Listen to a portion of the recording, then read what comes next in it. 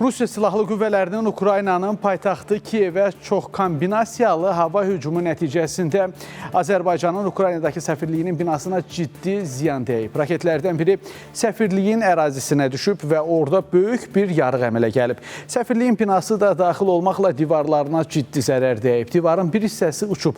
Həmçinin səfirliyin pəncərələri sınıb. Diplomatlara məxsus avtomobillərə ziyan dəyib.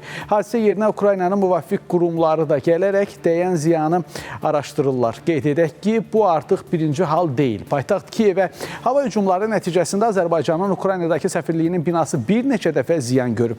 Lakin bu dəfəki ziyan miqyasına görə daha böyük və ciddi olub. Səfirliyin şəxsi heyəti arasında yaralanan yoxdur. Kiyev şəhər hərbi administrasiyasının açıqlamasına görə paytaxt Kiyevə edilən ballistik və dron hücumu nəticəsində azı 4 mülki şəxs ölüb. 30-a yaxın insan isə xəsarət alıb.